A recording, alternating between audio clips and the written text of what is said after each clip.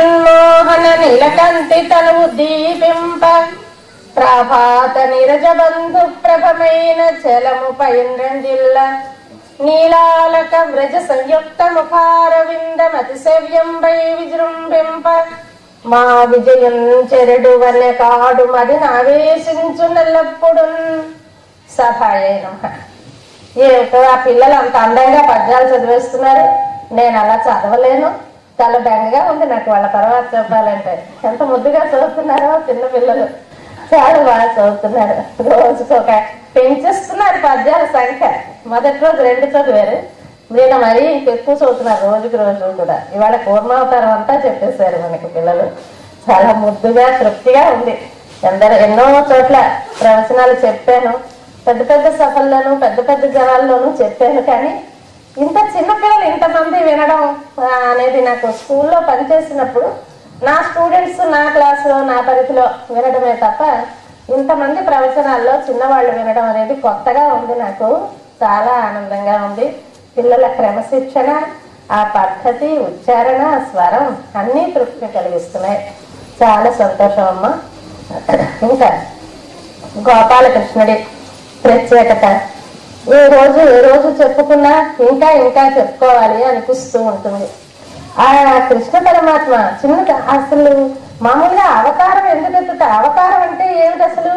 అవతారం అంటే దిగడం అని అర్థం. అక్కడ ఉన్నవాడు ఇక్కడికి దిగుతాడు, అవతరించడం. అవతారం అంటే అక్కడి నుంచి ఇక్కడికి దిగడం అని అర్థం. ఆయన దిగి వస్తాడు మన కోసం. ఎందుకు వస్తాడు? ఏదో ఒక ప్రయోజనం కోసం కదా వస్తాడు. పెద్ద అయినాక భగవద్గీతలో చెప్పాడు, నా పుట్టుకకి ఇదయ్యా ప్రయోజనం. ఎందుకంటే పరిత్రాణాయ సాధూనా వినాశాయ చ దుష్కృతం ధర్మ సంస్థాపనార్థాయ సంభవామి యుగే యుగే. అంటే మంచి వాళ్ళని రక్షించడానికి, చెడ్డవాళ్ళని నాశనం చేయడానికి, ధర్మాన్ని సంస్థాపించడానికి వస్తాను అన్నాడు. అంటే ఆ శ్లోకానికి వ్యాఖ్యానం చేస్తూ చెప్తారు ఆయనట. అక్కడ చ అని వేశాడట, వినాశాయ చ దుష్కృతం. ఆ చ అనే అవ్యయానికి ఒక్కొక్కప్పుడు ఒక్కొక్క అర్థం వస్తుంది. ఒకప్పుడు కూడా వస్తుంది, ఒకప్పుడు మళ్ళీ వస్తుంది. ఇక్కడేం అర్థంట? కూడా అని అర్థం. ఏంటంటే వినాశాయ చ దుష్కృతం, నాకు ప్రధాన ప్రయోజనం ఏమిటి? శిష్ట సంరక్షణమే, మంచివాళ్ళని కాపాడమే నా ప్రధాన ప్రయోజనం. కానీ మరి వచ్చాను కనుక వీళ్ళకి భావించినప్పుడు ఆ దుర్మార్గంని కొంత నాశనం చేయవలసి వస్తుంది. ఒక గులాబీ మొక్కను పెంచుకుంటూ ఉంటే చుట్టూ పిచ్చి మొక్కలు పుడితే ఆ పిచ్చి మొక్కల్ని పీకి పారేస్తాం. వాటి మీద మనకేం కోపం లేదు, కానీ ఈ మొక్క పెరగాలి కనుక దాన్ని పీకేస్తాం. అలాగే భగవానుడు దుష్కృత వినాశం అనేది ఆయనకి ఇష్టమైన పని కాదు. పాపం ఎంతో ప్రయత్నిస్తాడు వాళ్ళని కూడా బాగు చేద్దామని. కానీ వినకపోతే మనకి రావణాసురుడిని ఎన్నోసార్లు విభీషణుడు వచ్చేస్తే మీద ఆకాశంలో ఉంటే సుగ్రీవుడు వాళ్ళు ఆయనకి రక్షణ ఇవ్వద్దన్నారు. ఇన్నాళ్ళు తెలీదా? సీతమ్మ వాడి దగ్గర 10 నెలలై వాళ్ళ అన్నయ్య దగ్గర ఉంది, ఇన్నాళ్ళు వాడికి తెలీదా? సరిగ్గా యుద్ధ సమయానికి పశ్చాత్తాపం కలిగిపోయిందా? మన వైపు వచ్చేస్తున్నాడా? అది నిజమై ఉండదు. ఏదో వాళ్ళ రాజకీయం ఉందో ఏమో, మన పక్కన ఉన్నట్టే ఉండి వాళ్ళ అన్నయ్యకి ఏమైనా సహాయం చేస్తాడో ఏమో, వాళ్ళని రానివ్వద్దు అన్నారు సుగ్రీవుడు వాళ్ళు. అంటే అలా కాదు, నేను నమ్మిన నా కోరం వచ్చిన వాడని నేను వదలలేనని చెప్తూ వెళ్ళండి. ఒకవేళ వాడు విభీషణుడు, మనకి రాక్షసులు ఎవరెవరో సమంగా తెలీదు, వాడు విభీషణుడు కాడు, ఒకవేళ రావణుడే అన్నా సరే, ఎదివా రావణ స్వయం, రావణుడే స్వయంగా వచ్చినా సరే తీసుకొచ్చేయండి, నేను రక్షణిస్తాను అంటాడు.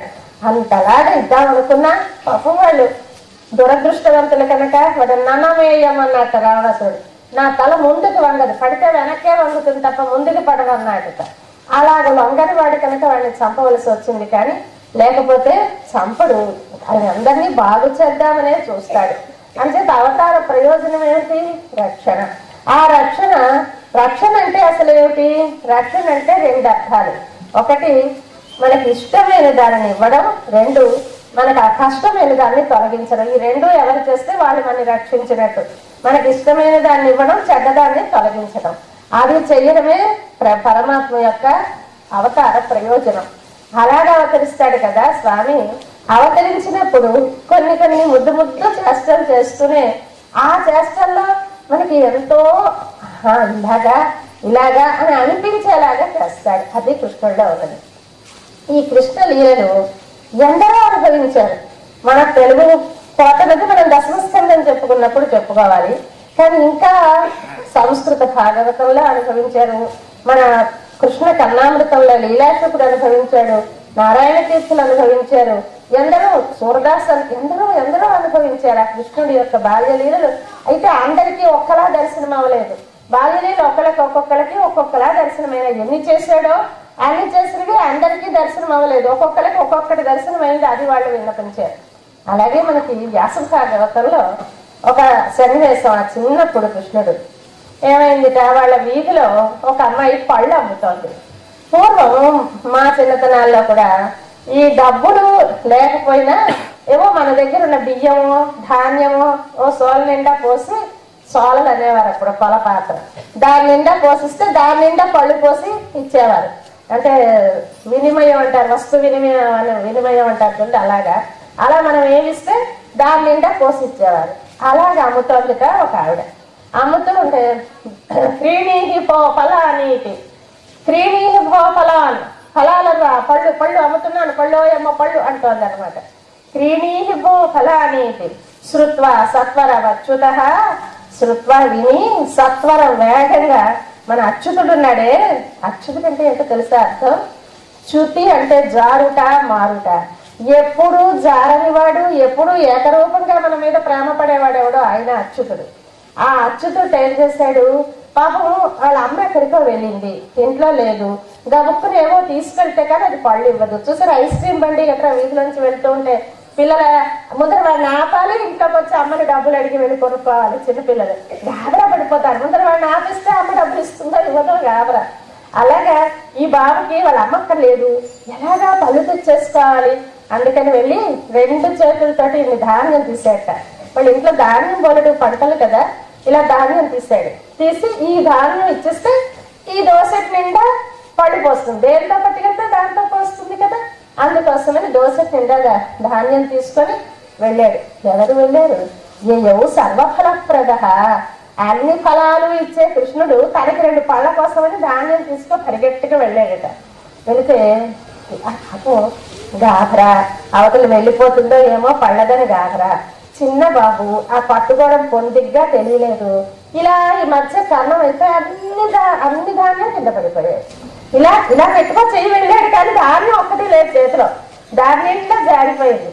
చూస్తుంది ఆ అమ్మాయి, పళ్ళు అమ్మాయి చూసి, అబ్బా ఎంత బుద్ధిగా ఉన్నాడో పిల్లడు, అలిసిపోతూ పరిగెట్టుగా వచ్చి ఇలా ముంగురులన్నీ జల్లుకుపోతూ ఉంటే ఆ ముఖాన్ని పట్టిన చిరు చెమటకి ఆ ముంగురులు ఇలా అంటుకుంటూ ఉంటే ఆ పిల్లకి చూస్తే చాలు, దానికి పళ్ళు ఇస్తే చాలు, నాకు ధాన్యం లేకపోతేనే అనిపించిందిట.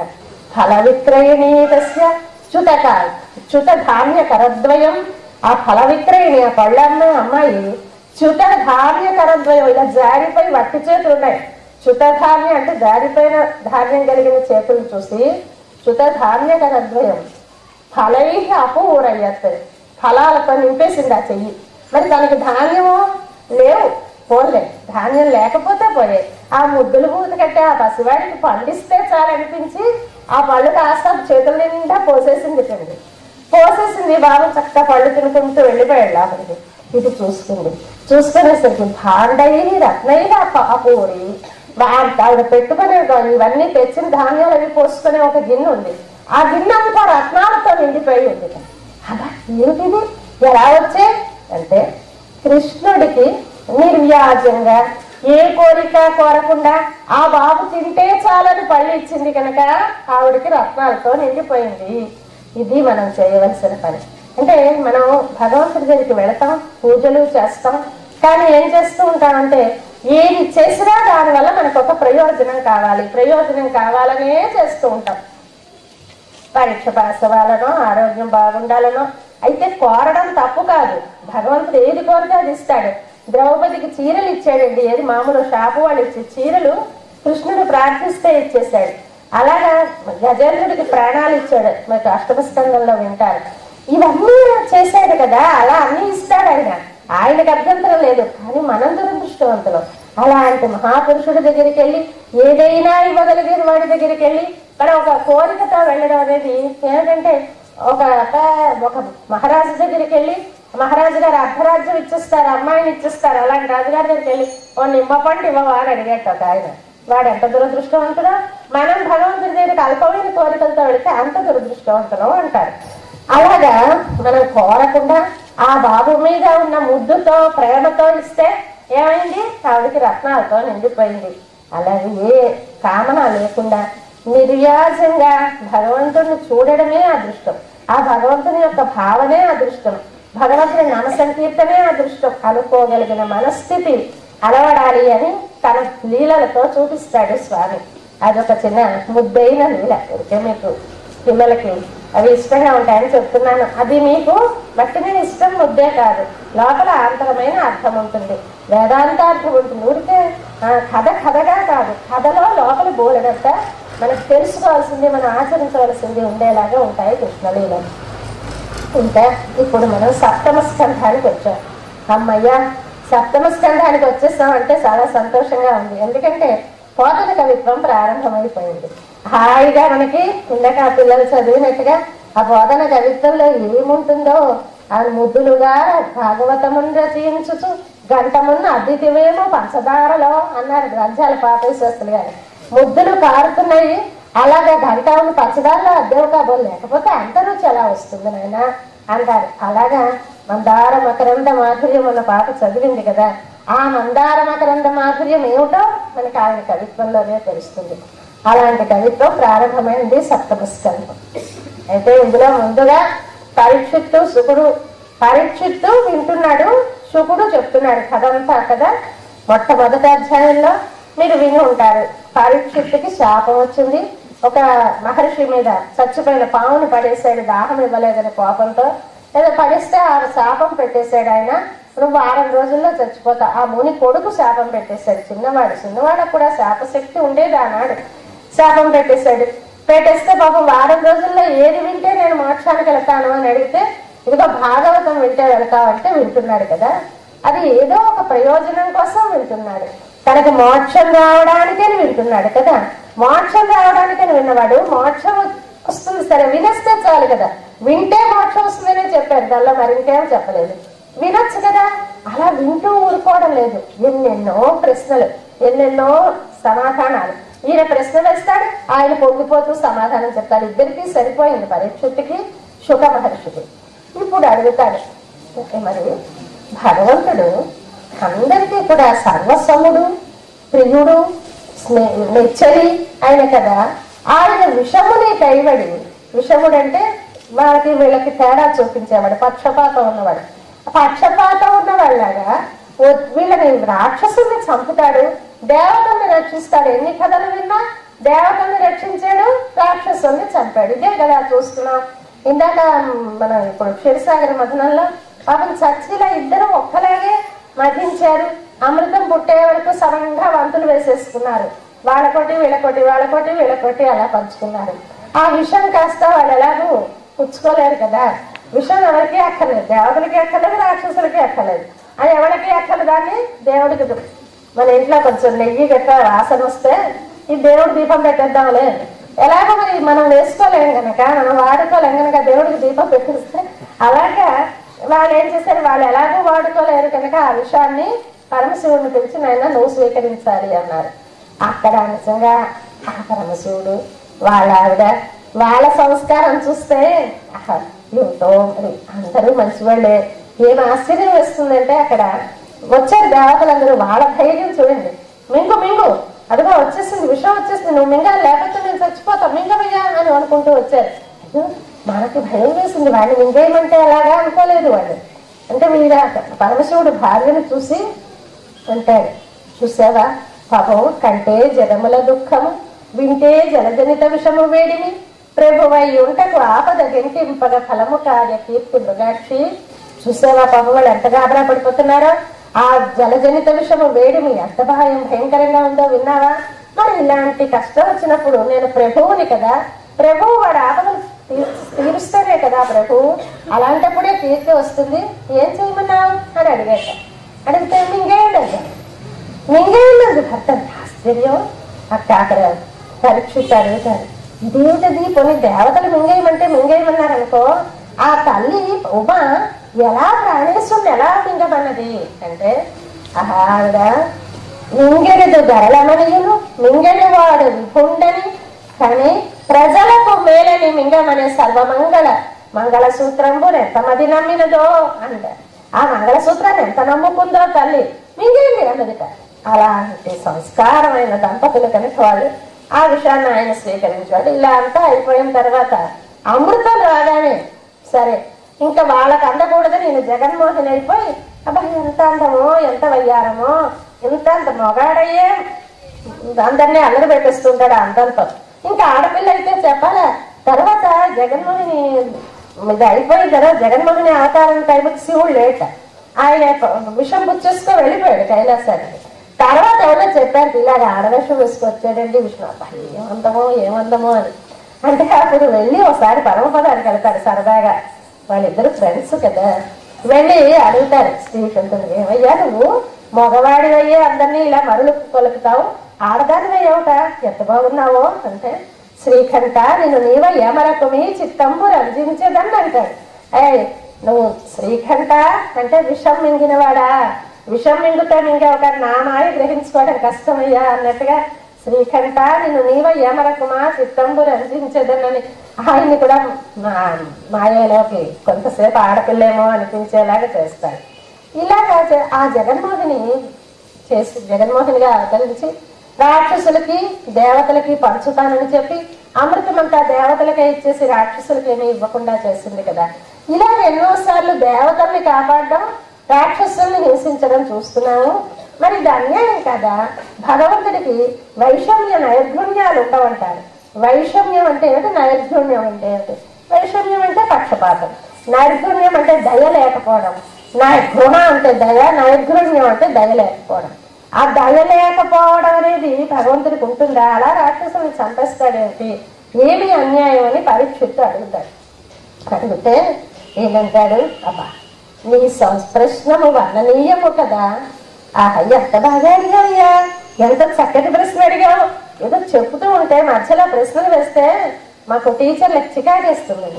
ఎవరైనా ప్రశ్న వేస్తే కూర్చో, వాళ్ళని కూర్చోబెట్టేసి మరి ఇంకా ప్రశ్నలు చూసుకుంటే కింద మీద గడిపోతూ ఉంటాం. అలాంటిది ఆ శుకుడికి ఎంత సంతోషమో.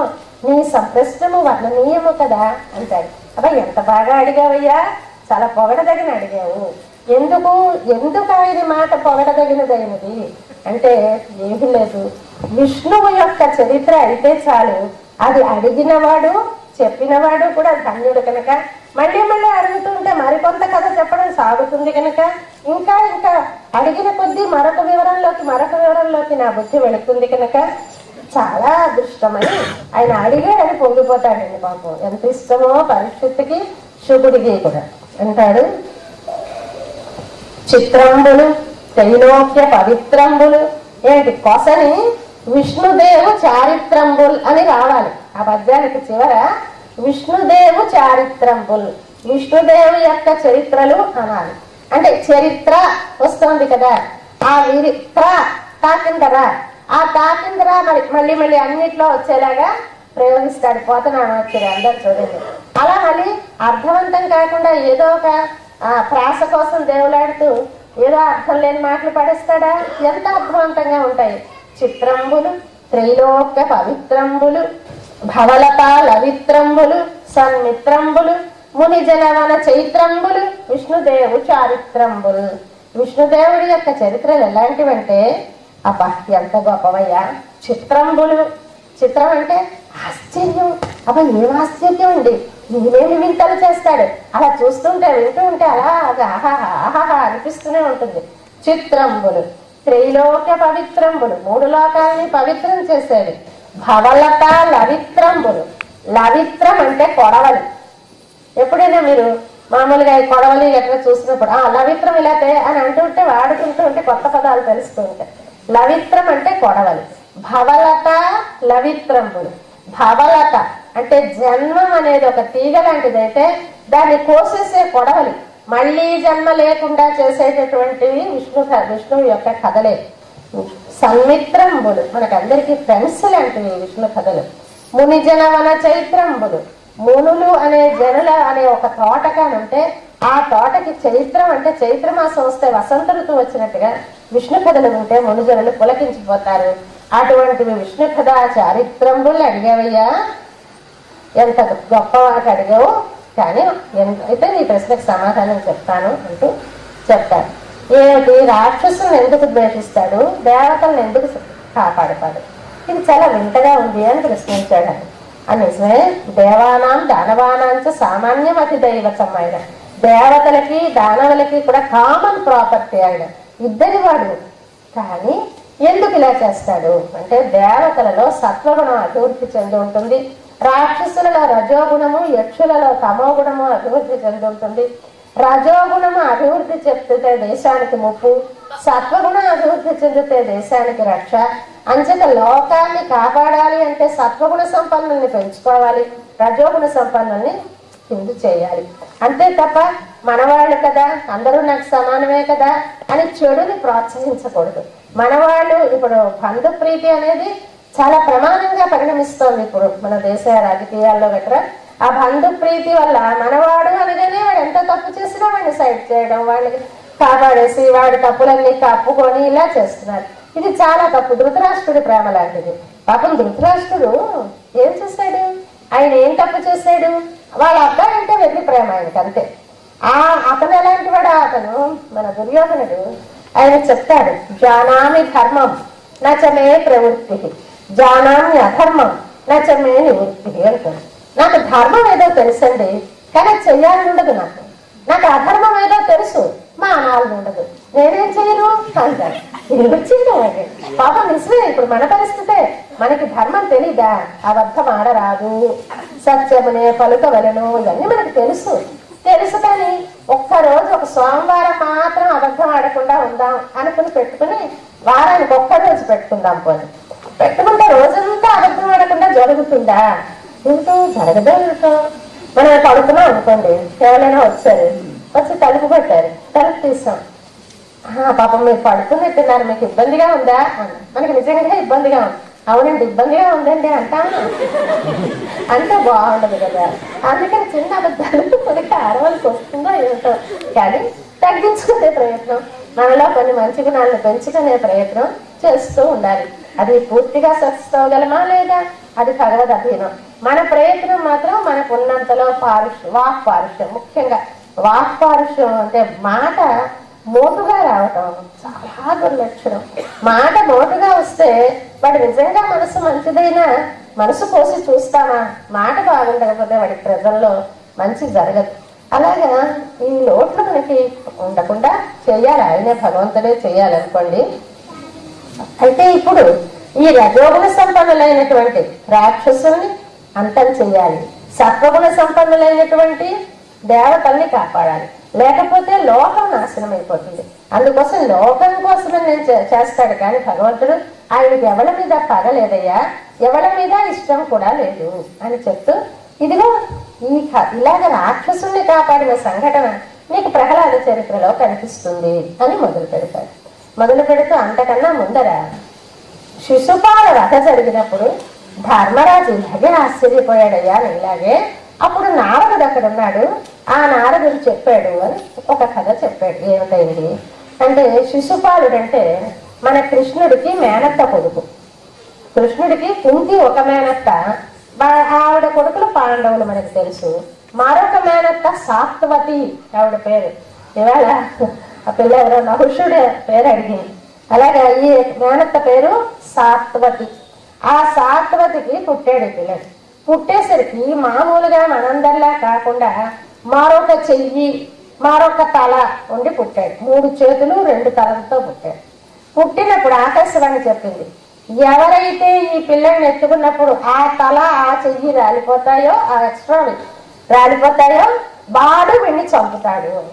అమ్మ బాబాయ్ అలాగా అయితే ఏంటంటే తల్లి పాపం, తల్లి ప్రాణం చంపుతాడు అని ఆకాశవాణి చెప్పాక చంపకుండా ఉంటాడా అనిపించదు.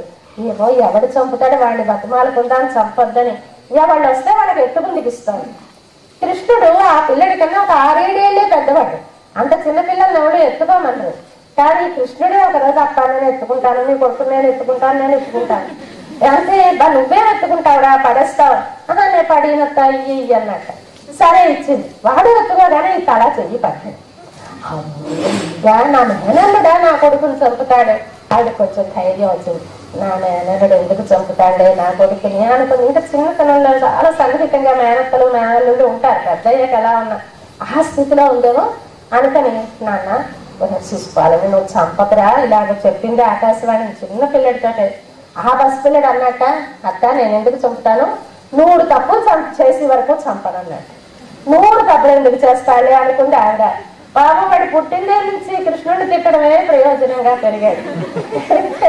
వాడికి 100 అంటూనే ఎవరు అయిపోతాయి కదా. అలాగా ధర్మరాజు రాజసూయాగం చేస్తాడు. ధర్మరాజు రాజసూయాగం చేస్తుంటే అందరూ పెద్ద రాజులందరూ వచ్చారు, కూర్చున్నారు. అప్పుడు ఆ రాజసూయాగంలో ఒకటి ఉంటుంది, అర్ఘ్యతాంబూలం అని. అంటే ఎవడు గొప్పవాడైతే, ఆ వచ్చిన అందరిలో ఎవడు గొప్పవాడైతే వాడికి ఒక తాంబూలం ఇస్తారు. అలాగా ఇవ్వాలి అని సిద్ధపడ్డారు. ఎవరికి ఇవ్వాలి అంటే భీష్ముడు అన్నాడు, మన కృష్ణుడికి ఇవ్వండి రా, అంతకన్నా గొప్పవాడు ఎవడున్నాడు, సాక్షాత్తు పరమాత్మ, ఆయనకి ఇవ్వండి అన్నాడు. అంటే అలాగే అని అందరూ అంటూ ఉంటే శిశుపాలుడు వచ్చి, ఎందుకు కృష్ణుడికి ఇస్తారు, ఏమి చూసి కృష్ణుడికి ఇస్తాడు, ఉత్తమ బ్రాహ్మణుడికి ఇస్తే ద్రోణుడికి ఇవ్వాలి, ఉత్తమ రాజుకి ఇస్తే నాకు ఇవ్వాలి, తనే ఉత్తమ రాజుని అనుకుంటాడు వీడు. అంతేకాని ఇలాంటి వాడికి ఇవ్వకూడదు, వీడు దొంగ జారుడు చోరుడు ఏవో అంటూనే ఉన్నాడు. అంటూ ఉంటే సహదేవుడు ఉన్నాడు. సహదేవుడు అంటే మన ధర్మరాజు గారి తమ్ముడు, ఆఖరి వాడు. ఆ తమ్ముడు సహదేవుడు ఏం చేస్తాడు, ఎవళ్ళరా ఈ కృష్ణుడికి ఇవ్వద్దని ఎవళ్ళంటారో, మరొకరికి ఇవ్వచ్చని ఎవళ్ళంటారో వాళ్ళ నెత్తి మీద నా కాలుతో పంపాలన్నాడట. అంత కోపం వచ్చింది. అలా అనేసరికి దేవతల పుష్పవర్షం డబడబడబడతో సహదేవుడు తల మీద కురిపించారట. ఇందాక భీష్ముడు అర్ఘతాంబూలం కృష్ణుడికే ఇవ్వాలి, ఆయన మహానుభావుడు అన్నంతసేపు ఆయన మీద ఒక్క పువ్వు పడలేదండి. ఈ సహదేవుడి నెత్తి మీద పూలు పడ్డాయట. ఏమిటది అంటే మనం లూజుగా ప్రేమిస్తాం, బాగానే ఉంటుందండి, అలా చేస్తే బాగానే ఉంటుంది, అలా అనకూడదు. తప్పు చేయకూడదు, ఖచ్చితంగా తప్పుని మనం ఎదిరించగలగాలి. ఆ ఎదిరించిన వాడికి దేవతలు కూడా వాళ్ళు మెచ్చుకుంటారు అని అంటారు. సరే ఇలాగ 100 తప్పులు అయిపోయాయి. కృష్ణుడు ప్రశాంతంగా ఎప్పుడు గాబరా పడ్డండి. కృష్ణుడు చంపినప్పుడు, తనను వచ్చినప్పుడు కూడా గాబరా పడ్డాడు. ఆయన ప్రశాంతంగా వింటున్నాడు. వాడు అలా తిడుతూనే ఉన్నాడు. ఆ కొసకి ఆయన చక్కలు తాంబూలాలు పట్టుకున్న పళ్ళవే చక్రాయుధంగా మారి వాడి పీక కోసేస్తే ఆయనలోంచి ఒక దివ్య తేజస్సు వచ్చి కృష్ణుడిలో దొరుకుతుంది. అది ధర్మరాజుకి ఆశ్చర్యం అయిపోయింది. ఇదేం అన్యాయం, వీడు ఎప్పుడూ కృష్ణుడంటే ప్రేమ లేదు, ఎప్పుడూ తిట్టడమేను, అలాంటి వాడు ఎలాగయ్యా ఇలా వెళ్ళిపోయాడు. హరిసాధింతు హరిందసింతు అస్తమానం ఇలాగే అంటుండట. హరిని సాధిస్తాను, హరిని పట్టుకుంటాను, హరిని కొట్టేస్తాను, ఇలాగే కదా ఎప్పుడు అంటాడు. అలాంటి వాడు పువ్వదు నోరు వ్రీలి వడగా దేహంబు దాహంబుతో అలా అంటూ ఉంటే నోరు పుచ్చిపోవద్దండి. దేవుడు ఎన్నిసార్లు అంటూ ఉంటే ఆ శరీరం ముక్కలు అయిపోవద్దా, నరక ప్రాప్తియు పొందాడు. పోనీ ఈ లోకంలో ఏమి చూపించకపోయినా చివరికి పరమపదం వెళ్ళరు, నరకానికి వెళ్ళిపోతారు కదా దుర్మార్గులు. అది కూడా లేదు. అందరం చూస్తుంటే వాడు దేహంలోంచి వెళ్ళి ఆ ఆత్మ పరమాత్మలో చేరిపోయింది కృష్ణుల్లోనూ. ఏ క్రియ జగన్నాథం ప్రవేశించను, ఎలా జగన్నాథంలో ప్రవేశించిందయ్యా, ఇంత ఆశ్చర్యంగా ఉంది నాకు. ఇది వరకు వేణుడు అని ఒక రాజు ఉన్నట్ట. ఆ వేణుడు అనే రాజు కూడా ఇలాగే భగవంతుని తిట్టాడు. తిడితే వాడు నరకానికి వెళ్ళిపోయాడు. మరి అలాంటిది శిశుపాలుడు తిట్టాడు, వీడేమిటి పరమాత్మలో చేరిపోయాడు, ఏమిటి తేడా అని అడిగాడు ధర్మరాజు నారదుడు. అంటే ఇప్పుడు మీకు కథలలాగా, ఈ చిన్న పిల్లల కథల్లాగా ఇప్పుడు ఏమవుతుంది, మనకి ముందర చెప్తున్నది ఎవడు, పరీక్షిత్తుకి శుకుడు చెప్తున్నాడు కదా. మరి ఇప్పుడు ధర్మరాజుకి నారదుడు చెప్తున్నాడు అంటున్నాను కదా. మధ్యలో ఆ కథ మొదలుపెట్టి ఇలా అన్నాడయ్యా ధర్మరాజు, ఇలా చెప్తున్నాడయ్యా అని శుకుడు పరీక్షిత్తుతో చెప్తున్నాడు అనమాట. అయితే ఎలా అయింది అని అడిగాడు. అడిగితే నాయన ఏదైనా సరే నిండుగా ఉండాలి, ప్రేమైనా నిండుగా ఉండాలి, కోపమైనా నిండుగా ఉండాలి, పగైనా నిండుగా ఉండాలి. ఏది పట్టించుకోకుండా బతుకుతాం చూడండి, అంత దరిద్రం మరొకటి లేదట. దండం పెట్టామా పెడతాం, లేదా లేదు, పెట్టినా కాదలేదు, పెట్టకపోయినా కాదలేదు, ఆయన మీద నాకేం కోపం లేదు, కానీ దండం పెట్టలేదు. ఇలా ఉంటామే, ఆ పరిస్థితి ప్రమాదం. తటస్థులు అంటారు. ఈ తటస్థులది చాలా ప్రమాదం. వేణుడికి ఆ కక్ష కూడా పరిపూర్ణంగా లేదుట, అందువల్ల వాడికి ముక్తి రాలేదు. మరి శిశుపాలుడికి 24 గంటలు కృష్ణుడు కృష్ణుడు కృష్ణుడు కృష్ణుడు. ఏంటి? కృష్ణుడు దొంగ, కృష్ణుడు జారుడు, కృష్ణుడు ఇలా అంటూనే ఉన్నాడు. అంటూ ఉంటే ఆ చర్యలన్నీ కన్నా కృష్ణ కృష్ణ కృష్ణ అలా సంతతం వాడి బుర్రలో కృష్ణ నామం, కృష్ణ రూపం అది గూడు పట్టుకుపోయింది. ఇప్పుడు చిన్నప్పుడు ఒక తమాషగా ఆట పెడతారు. గాదిలోని కందిపప్పు, గాది కింద పందిపప్పు అనమాట. స్పీడ్గా మీరు ఎప్పుడైనా విన్నారో లేదో. గాదిలోని కందిపప్పు, గాది కింద పందిపప్పు అంటూ ఉంటే గబగబగబ అనాలి. గబగబగబ అనేసరికి గాదిలోని పందిపప్పు అయిపోయింది. గాదిలో పందిపప్పు ఎలా అయిపోయిందంటే ఈ మాట స్పీడ్. అలాగా మనకి మాట స్పీడ్ లాగా మరి భావాల స్పీడ్కి ఆ చేస్తున్న చేష్టల కన్నా కృష్ణ అనుభవం వాడికి ఎక్కువైపోయింది. సంతతం కృష్ణ కృష్ణ కృష్ణ, అదే రూపు అదే నామం, అదే రూపు అదే నామం, అలా అయిపోయింది మనస్సులో. దాంతో మరి వాడికి మోక్షం వచ్చేసింది. అందువల్ల ఎలాగైనా పర్వాలేదయ్యా, ఎన్ని రకాలుగానో భగవంతుడిని పొందొచ్చు అని చెప్తాడు నారదుడు. కామోత్కంఠత గోపికలు భయమునన్ కంసుండు, వైరక్రియా సామగ్రిని శిశుపాల ముఖ్య నృపతులు, సంబంధులై వృష్టులు ప్రేమన్ మీరలు, భక్తినేమో ఇది చక్రం గంటి మెట్లైన, ఉద్దాన ధ్యాన గరిష్ఠుడైన హరిచందన్ వచ్చు ధాత్రీశ్వర. ఎలాగైనా ఉద్దాన ధ్యాన గరిష్ఠుడైన, ఎక్కువ ధ్యానం ఉంటే, దాని మీద సంతతము తలపుంటే అది ఎలాగైనా వెళ్ళిపోతుందయ్యా. ఇదిగో చూడు, గోపికలు కామంతో వెళ్ళారు, వాళ్ళు పొందారు ఆయన్ని. ఇంకా భయము నన్ను కంసుడు, పాపం ఆ కంసుడండి అబ్బా గొప్ప బాధ పెట్టేసింది ఆకాశవాణి. హాయిగా చెప్పకుండా కృష్ణుడు పుట్టి చంపేస్తే ఆ బాధ లేదండి. మనకి చూడండి, ఏదైనా ఒక పెద్ద జబ్బులు అవి వచ్చిన వాళ్ళకి అది పరిష్కారం లేని జబ్బు అని తెలిసిపోయి, చచ్చిపోతారు అని తెలిసిపోయి, ఆ జబ్బు వచ్చింది అని తెలిస్తే చచ్చిపోయే వరకు యాతనే, ఒక్కసారి చచ్చిపోతే సుఖం. అలా కాకుండా ఈ కంసుడికి ఏమైంది, ఇదిగో ఈ దేవకీదేవి యొక్క అష్టమ గర్భము నిన్ను హరింపు జుమి అని చెప్పేసింది. అమ్మ బాబాయ్ ఎప్పుడు పుట్టేస్తాడో, ఎప్పుడు చంపేస్తాడో, ఎప్పుడు 8వ కాలిపోతుందో, అలా సర్వకాలాల ఆ పుట్టే పిల్లడి మీదే వాడికి దృష్టి. అది భయం. ఆ భయం వల్ల వాడు తరించాడు. ఇంకా వైరక్రియా సామగ్రిని, వైరం అంటే శత్రుత్వం, వైరక్రియా సామగ్రి, వైరక్రియ అంటే ఆ శత్రుత్వం అనే పనిలో ఉండే సామగ్రి అంతా. ఆ శత్రుత్వానికి ఎన్ని ఉండాలి?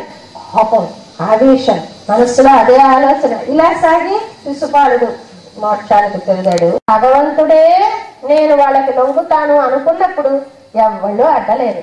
కానీ శాస్త్రీయంగా వెళ్ళాలి అంటే చాలా తంతుంది దీనికి. అదంతా మనకు అవసరం లేదు, ఎందుకంటే మన కృష్ణుడు పార్టీ వాళ్ళం కనుక. అక్కడ కృష్ణుడు అండి ఒకసారి అప్రస్తుతమైన నాకు చెప్పాలనిపిస్తుంది ఆ కృష్ణుడి యొక్క గొప్పతనం. బృందావనం వెళ్ళారు కదా, ముందర వేపల్లిలో ఉండేవారు వీళ్ళందరూ, గొల్లవాళ్ళందరూ వేపల్లిలో ఉండేవారు. వేపల్ల పూతలు వచ్చేసింది, శకటాసురుడు వచ్చేసాడు. చాలా భయం వేసిపోయింది. భయం వేసిపోయి అమ్మో మన కృష్ణుడికి ఇక్కడ ఆపదలు వస్తున్నాయి, ఇక్కడి నుంచి షిఫ్ట్ అయిపోవాలని ఏకంగా వలస వెళ్ళిపోయారు బృందావనం.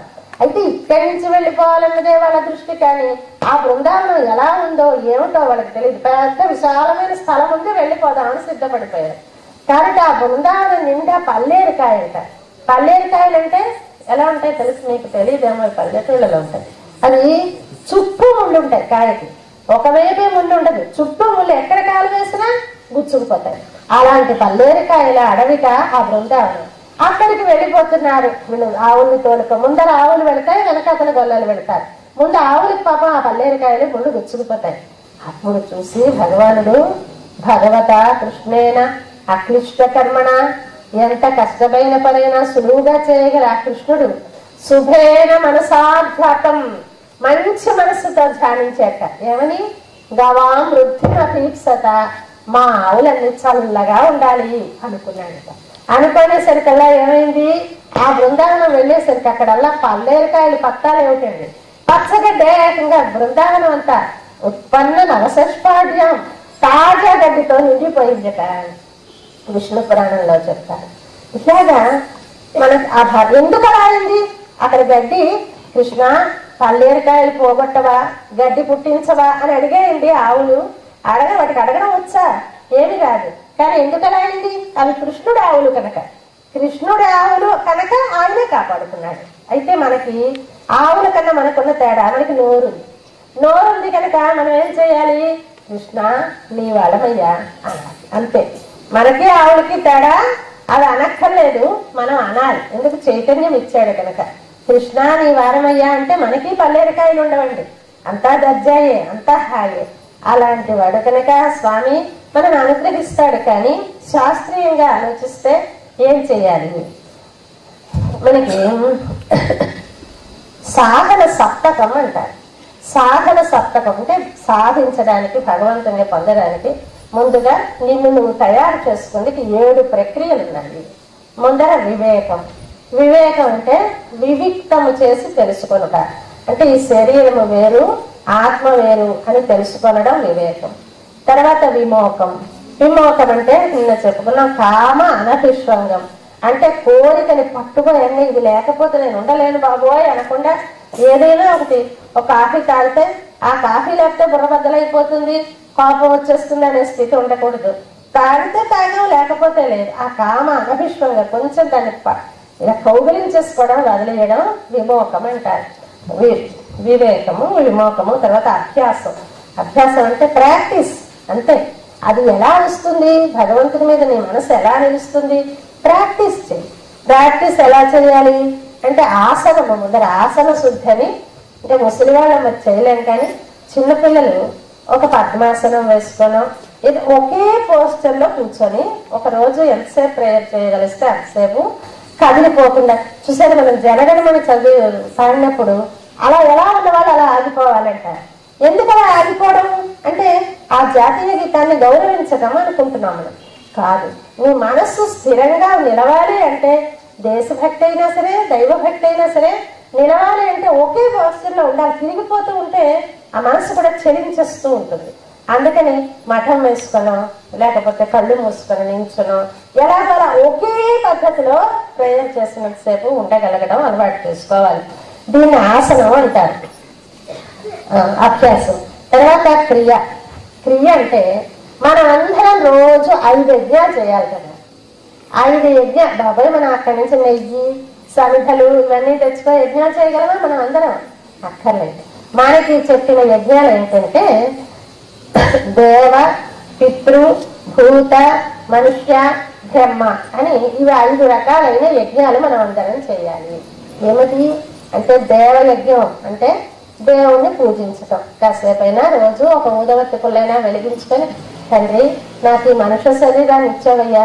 ఏ పశుపక్షాదులుగాను మేము ఒక పల్లెటూళ్ళల్లో ఉండేవాళ్ళం. మేము జిల్లా పరిషత్ హై స్కూల్లో ఉద్యోగం, చిన్న పల్లెటూళ్ళలో ఉండేవాళ్ళం. ఉంటే అక్కడ అందరూ మాంసాహారులు అందరూ రకరకాల వాళ్ళు ఉండేవారు. ఓన్లీ మరి ఏం చేస్తాం, ఎవలాహారం వాళ్ళది. కానీ ఆ పందుల్ని వాళ్ళు చంపుతూ ఉండేవారు. పాపం చిట కొట్టేసి అదెందుకో అలా చంపుతారు, కొట్టి కొట్టి కొట్టి చంపుతారు. ఆ దృశ్యం మా వీధుల్లోకి పరిగెట్టేస్తూ ఉంటే అబ్బా, అవి చూస్తే మనసు అంతా కళ్ళతో అయిపోయేది. నా ఎంతండ్రి ఆ పంది జన్మ నాకు ఇవ్వలేదు, ఇస్తే అన్ని దెబ్బలు తినేయాలి కదా అనిపించేది. అలాగా మనం రోజు కృతజ్ఞత చూపించాలి. మనుష్య జన్మ ఇచ్చాడు మనకి, ఎంత అదృష్టవంతులమో కదా. అలా పూజ చేస్తే దేవతలకి అది దేవయజ్ఞం. పితృయజ్ఞం అంటే చచ్చిపోయిన తల్లిదండ్రులకి మనం వాళ్ళు ఇప్పుడు డాక్టర్ గారు చేస్తున్నది ఇదంతా పితృయజ్ఞమే. వాళ్ళ అమ్మగారి మనస్సుకి ఇష్టమైనది కనుక భాగవత పఠనం ఇక్కడ జరగాలి, భాగవత ప్రవచనం జరగాలి, మా పిల్లలు భాగవతం వినాలి, ఆ కృష్ణుడికి పూలదండ వేయాలి, పూజ చేసుకోవాలి అని తపిస్తున్నారే, ఇదంతా పితృయజ్ఞం. అంటే మన తల్లిదండ్రులకి ఇష్టమైనట్టుగా మనం అంటే తద్దినాలు పెట్టడం అలాంటివి కూడా పితృయజ్ఞం కింద వస్తాయి. తర్వాత భూతయజ్ఞం. భూతయజ్ఞం అంటే భూతములంటే ఇప్పుడు భూతాలంటే ఏంటి తెలుసా? చిన్న చిన్న జీవరాశులు, ఈ చీమలు, దోమలు ఇలాంటివి ఉంటాయి కదా. వాటికి మునుపుట ముగ్గు మనం పిండితో పెట్టేవాళ్ళం. వరి పిండితోటి ముగ్గు పెడితే చీమలు వచ్చి అవి తిని వెళ్ళేవి. మనం అన్నం తిన్నప్పుడు ఒక పిడచ తీసి ముందర కాకులకి వాటికి పెట్టేవారు. అలా పెట్టి తర్వాత పెట్టుకుండేవారు. ఇవన్నీ ఎందుకంటే అవి భూతములు కూడా మన వల్ల కొన్ని జీవులు కూడా సుఖంగా ఉండాలి. పక్షులు, కుక్కలు, ఏవో ఒకటి, అవి భూతయజ్ఞం అంటారు. మనుష్య యజ్ఞం అంటే మన ఇంటికి వచ్చిన వారిని ఆదరించడం. అంటే ఆదరించడం అనేది 2 రకాలు. వాళ్ళకి రాగానే అక్కడ టేబుల్ మీద టిఫిన్, కాఫీ, మంచినీళ్ళు అవన్నీ ఉంటాయి, తీసుకోండి అని మనం టీవీ చూస్తూ కూర్చుంటే పాపం అది వాళ్ళకి తృప్తిగా ఉంటుంది. ఒక్కసారి నోరారా అమ్మ వచ్చారా, పాపం ఎంత శ్రమపడి వచ్చారో, మా మీద ప్రేమ ఉంది కనుక వచ్చారు అని ఒక గ్లాసు మంచినీళ్ళు ఇచ్చినా వాళ్ళకి తృప్తిగా ఉంటుంది. ఇలాగా మాటతో చేతతో మనం వచ్చినటువంటి అతిథులను ఆదరించడం మనుష్య యజ్ఞం. ఇంకా బ్రహ్మ యజ్ఞం, ఇదే మనం చెయ్యనిది. మిగతావన్నీ కొంచెం చేస్తున్నాం, కానీ ఈ బ్రహ్మయజ్ఞం అంటే ఏంటి? బ్రహ్మ అంటే వేదము, వేదం అంటే మనకి వేదముల విషయములు చెప్పినటువంటి ఏ గ్రంథమైనా, వేదంలో ఉన్న విషయాలనే మన పురాణాలు మనవన్నీ కూడా అవే చెప్తున్నాయి. అలాంటి ఏ గ్రంథాన్నైనా రోజు కనీసం 1 పావుగంట అరగంట అయినా చదవండి. అలా ఒక పుస్తకాన్ని చదివితే మనం బ్రహ్మయజ్ఞం చేసినట్టు. ఇలాగ 5 యజ్ఞాలు చేయాలి. ఇదంతా సాధన సప్తకంలో భాగం అన్నమాట. తర్వాత కళ్యాణం. కళ్యాణం అంటే అహింస, జీవుల మీద ప్రేమ, తోటి వారి మీద ప్రేమ, ఇలాగ మంచి లక్షణాలని.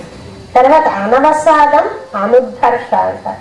అనవసాదం అంటే ఏమిటి? అనుద్ధర్ష అంటే, అనవసాదం అంటే ఎక్కువ దుఃఖపడిపోకపోవడం. ఇప్పుడు మానవులు మన మనస్తత్వం తప్పదు, దుఃఖం వచ్చినప్పుడు బాధ కలుగుతుంది. కానీ ఇంకా మరి అదే జీవితంగా ఏదైనా ఒక దుఃఖం వస్తే అలా ఏడుస్తూనే ఉండడం వద్దు. నీ మనసు కంట్రోల్ చేసుకో, ప్రయత్నం చేయి. కొంచెం కొంచెం ప్రయత్నం చేస్తూ ఉంటే లొంగుతుంది మనస్సు. అలాగే అనుద్ధర్ష అంటే ఏదైనా సంతోషం వస్తే పెద్ద పొంగిపోవడం, అంత పొంగవద్దు, ఇంత కుంగవద్దు, రెండింటినీ కంట్రోల్లో ఉంచుకో అంటారు. ఇలాగ సాధన సప్తకంతో మనసు పరిపక్వమై ఒక ఆత్మ జ్ఞానం అలవడి, దాని వలన పరమాత్మ జ్ఞానం అలవడి, అప్పుడు పరమాత్మని చెందగలం. ఇది పద్ధతి. అసలు అమ్మ బాబోయ్, ఇంత పద్ధతి మనం చెయ్యగలమా? ఇవన్నీ సాధ్యమా? చేయడానికి ప్రయత్నిద్దాం. కానీ కృష్ణ నీ వాళ్ళమయ్యా అనుకుందాం. అనుకుంటే ఆయనే మన చేత మంచి పనులను చేయించి తన దగ్గరికి తీసుకుంటాడు. అలాగే వెళ్ళిన వాళ్ళు వీళ్ళందరూ కూడా అని చెప్పి, నాయన ఈ శిశుపాలుడు ఇప్పుడు ఇలా చనిపోయాడు కదా, వీళ్ళు ఎవరనుకున్నావు అసలు అని ఫ్లాష్ బ్యాక్ సినిమాలో చూసారా? ఇలా చక్రం తిరిగి వెనక్కి వెళ్ళిపోతుంది కదా, అలాగే ఇప్పుడు మళ్ళీ వెనక్కి వెళ్ళిపోయాం. ఎక్కడికి వెళ్ళాము? పరమపదానికి వెళ్ళిపోయాం. పరమపదంలో అక్కడ ఏంటుంది? భగవంతుడు లోపల ఉన్నాడు, నారాయణుడు శ్రీదేవితో కూడా. బయట జయుడు విజయుడు అని 2 వాళ్ళ ద్వారపాలకుడు వాళ్ళు బయట ఉన్నారు. వాళ్ళ డ్యూటీ ఎప్పుడు పడితే అప్పుడు ఎవరిని పడితే వారిని లోనికి పంపించరు. అలా ఉన్నారు. ఉంటే సనక సనందనాదులని ఋషులు, వాళ్ళు ఎప్పుడు 5 ఏళ్ల పిల్లల్లా ఉంటారండి.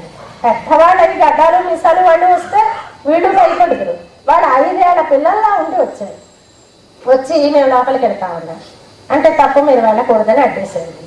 అడ్డేసేసరికి గలాపా జరుగుతుంది. ఇక్కడ మేము వెళతామని వాళ్ళు, వెళ్ళొద్దని వీళ్ళు హడావిడి ఉంటాం. ఆ లోపల నుంచి నారాయణుడు పరిగెత్తుకు వచ్చాడు. మునులంటే ఆయనకు చాలా ఇష్టం, అంటే భగవద్ధ్యాన తత్పరులంటే ఆయనకు చాలా ఇష్టం. అందుకని వచ్చేసాడు. వచ్చేసి ఏమైందంటే, ఇదిగో నీ వాళ్ళు మమ్మల్ని ఇలాగ అల్లరి పెట్టారు అని చెప్పి వీళ్ళని శపించేస్తున్నావు అంటే, నీకు దూరంగా ఉండి నిన్ను సంతతము కాపాడుతున్నావు అని అహంకారంతో మమ్మల్ని వీళ్ళు లోనికి రానివ్వలేదు కనుక వీళ్ళని శపించేస్తున్నాం, వీళ్ళు భూలోకంలో పుడుదురుగాక అనేసరికి నారాయణుడు కూడా వారి శాపాన్ని మార్చలేదు. అంత ఇష్టం భగవంతుడికి వాళ్ళంటే. అందువల్ల సరేనాయన మీరు తప్పు చేశారు, ఫలితం అనుభవించక తప్పదు. సంపన్నాంధున గంజనంబు వినిమి దారిద్ర్యం మోహింపగన్నంటాడు మనకి 10వ స్కంధంలో.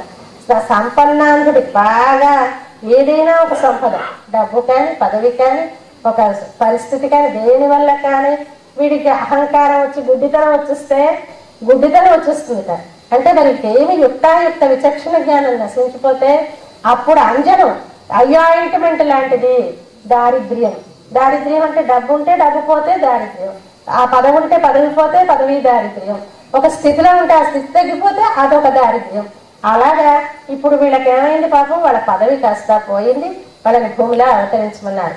అయితే చిన్న చాయిస్ ఇచ్చాడు భగవంతుడు. సరేనయ్యా, వాళ్ళు ఎలాగో శాపం పెట్టారు తప్పదు, కానీ మీరు 6 జన్మలు ఎత్తి 6 జన్మల్లో నేనంటే భక్తిగా ప్రేమగా ఉండి 6 జన్మల తర్వాత వైకుంఠానికి వస్తారా? 3 జన్మల్లో నేనంటే కోపంగా ఉండి, నేనంటే శత్రుత్వంతో ఉండి 3 జన్మల తర్వాత వస్తారా అని అడిగాడు. అడిగితే బాబు వీళ్ళు అన్నారట, బాబు వేగం వచ్చేయాలి, ఎక్కువ రోజులు ఉండలేము, పోలే చదువు పెట్టుకుంటే పెట్టుకున్నాం, వేగం వచ్చేస్తే చాలు, మమ్మల్ని 3 జన్మలే ఇయ్యాలి అంటే అక్కడి నుంచి వీళ్ళు 3 జన్మలు ఎత్తుతారు. 2 అన్నదమ్ములు ఎత్తుతారు. హిరణ్యాక్ష హిరణ్యకశిపులు 1, శిశుపాల దంతవక్రులు 1, రావణ కుంభకర్ణులు 1. ఇలాగ 3 జన్మలు ఎత్తి 3 జన్మల తర్వాత మళ్ళీ పరమాత్మని చేరిపోతారు అంటారు. అందులో ఇప్పుడు శిశుపాల దంతవక్రులు ఆఖరి జన్మ. ఈ జన్మలోది ఇప్పుడు చెప్పారు. ఆ శిశుపాలుడు ఎలా వెళ్ళాడో చెప్పాడు. చెప్పిన ఆయన నువ్వు అడిగిన ప్రశ్నకి ఇదిగో ప్రహ్లాద చరిత్ర చెప్తాను, చెప్తే నీకు తెలుస్తుంది. రాక్షసులని కోపం ఏం భగవంతుడికి లేదు, వాడు రాక్షస పిల్లడే కదా, వాడు ఎంత ఆదరించాడో చూడవయ్యా అని ప్రహ్లాద చరిత్ర చెప్తానని మొదలు పెడతారు. మొదలుపెట్టి ముందుగా వాళ్ళ నాన్నగారు హిరణ్యకశిపుడు, హిరణ్యాక్షుడు అన్నదమ్ములు. ఈ హిరణ్యాక్షుడు హిరణ్యకశిపుడు పాపం వాళ్ళ తల్లి చేసిన తప్పు వల్ల ఇలాంటి జన్మలు వచ్చాయి వాళ్ళకి. ఆ తల్లి భర్తృ సమాగమనాన్ని సంధ్యా సమయంలో కోరింది. సంధ్యా సమయంలో తప్పని భర్త చెప్పినా వినలేదు. దానివల్ల దుర్మార్గులైన పిల్లలు పుట్టారు. అందులో హిరణ్యాక్షుడు పెద్దవాడు, హిరణ్యాక్షుడే చిన్నవాడు, హిరణ్యకశిపుడే పెద్దవాడు. అయితే ముందర హిరణ్యాక్షుడు ఏం చేశాడంటే భూమిని అంతా చాప చుట్టగా చుట్టేసి నేను పట్టుకోడిపోతానన్నాడు. ఇదిగా మన కోరిక. ఏంటి, మనకు అందినంతా మన సొంతం అయిపోతే బాగున్నాం, ఏది చూస్తే అదంతా నాదైపోతే బాగుంది అనిపిస్తుంది. ఇది ప్రమాదమైన కోరిక. ఇప్పుడు జరుగుతున్న అన్యాయాలన్నీ కూడా అందుకే. ఇంకా నాకు వచ్చేయాలి, తృప్తి లేక. తృప్తి నాకున్నదాంతో నాకు తృప్తి ఉంటే ఇంకా ముందుకెళ్ళాలి, ఇంకా వెళ్ళాలి అనిపించదు. కానీ ఇప్పుడు ఏమవుతోంది, నాకే అన్ని వచ్చేయాలి అనేటటువంటి తపన. ఈ భూమి అంతా నాదైపోవాలి అని వాడు ఎత్తుకుపోయాడంటే అర్థం ఏమిటి? దురాక్రమణలు, ఈ ఒకళ్ళు తీసేసుకోవటాలు, ఒకళ్ళ డబ్బు ఒకళ్ళు తీసేసుకోవడం, ఒకళ్ళ సుఖాన్ని ఒకళ్ళు దోచేసుకోవడం, ఇవన్నీ ఇప్పుడు జరుగుతున్నవన్నీ చాప చుట్టగా చుట్టూ భూమిని ఎత్తుకుపోవడం అన్నమాట. అలా ఎత్తుకుపోతే అప్పుడు భగవంతుడు ఎలాగా లోపలికి అండభిత్తి అంటారు, సముద్రం లోపలికి తీసుకెళ్ళిపోయాడు భూదేవిని. తీసుకెళ్ళిపోతే అక్కడి నుంచి మళ్ళీ బయటికి తీసుకురావాలి, నీటిలోకి వెళ్ళాలి అంటే ఎలాంటి రూపం ఉండాలి? నీరు మన్ను పడేటటువంటి అది ఇబ్బంది లేనటువంటి రూపం ఉండాలి అని వరాహ అవతారం ఎత్తాడు స్వామి. ఆ వరాహం అంటేనండి అది భగవానుడు అవతారం ఎత్తినటువంటి ఆ వరాహంట అదేమి అందం ఉంటుంది. వరాహానికి అందం వేసింది మన దృష్టిలో చూస్తే అసలు అందం ఉండదు. కానీ అక్కడ భగవానుడు ఎత్తిన వరాహంట అంటూ ఉంటాడు ద్రవిడ సంప్రదాయంలో. మనం ఏదైనా బిచ్చగాడికి వెయ్యాలని చవక రకం బియ్యం తెప్పించి బయట పెడితే అదే ఎంత బాగా రుచిగా ఉన్నట్టుగా అలా చవక ఏదో నువ్వు ఖర్చుకు పెట్టావయ్యా ఈ శరీరాన్ని, అది కాస్త ఇంత అందంగా అయిపోయింది ఏమిటి, ఇంత బాగుంది ఏమిటంటారు. ఇప్పుడు మనం ఒక వంట ఏదైనా చేస్తే ఇవాళ చేస్తాం వంకాయ కూర ఎంతో బాగా వచ్చింది, మళ్ళీ 4 రోజులు పోయాక మనమే చేసినా అలా రుచిగా రాదు. ఎందువల్ల ఏదో ఆ కాంబినేషన్ ఏదో తేడా వచ్చేస్తుంది. అలాగా భగవంతుడే మళ్ళీ మరి కొన్నాళ్ళు అయ్యాక నేను మళ్ళీ అవతారం ఎత్తుతాను వరాహ అవతారం అంటే అలాంటి అందంగా ఎత్తలేట, అంత బాగా ఉందిట వరాహం. అది వరాహం అయితే తీసుకొచ్చాడు, లోపలికి వెళ్ళి కొమ్ములతోటి ఆ భూదేవిని బయటికి తీసుకొచ్చాడు. ఈ హిరణ్యాక్షుణ్ణి అంతం చేశాడు, ఆ భూదేవిని కాపాడాడు. అంటే ఇక్కడ భాగవతంలోది కాదు కానీ కృష్ణ పురాణంలో అనుకుంటాను. ఇక్కడ మనకి ఆ తల్లిదండ్రుల ప్రేమ మన మీద ఎలా ఉంటుందో. భూదేవి నారాయణుడు, భూదేవి స్వామికి భార్య, శ్రీదేవి ఒక భార్య, భూదేవి ఒక భార్య. శ్రీదేవి అంటే లక్ష్మి, భూదేవి మనకు తెలుసు భూమి. అయితే ఈ భూదేవి ఎత్తాడు కదా, ఎత్తి తీసుకొచ్చాడా, ఒకరు ఒడ్డును పెట్టుకున్నాడు. ఇప్పుడు అంత కష్టం నుంచి ఆవిడ ఉద్ధరించాడు. అమ్మయ్య రక్షించావు బాబు అని ఆవిడ ఉండవలసింది. ఈయన అమ్మయ్య గంటం గడిచింది నేను తీసుకొచ్చాను ఇలా ఏమో మాట్లాడుకుంటారా? అలాంటప్పుడు ఆ పరిస్థితిలో ఆవిడ అడిగిందిట, మరి ఎవరైనా సరే మన పిల్లలు వీళ్ళందరూ మనమందరం వాళ్ళ పిల్లలమే కదా, 2 పిల్లలం.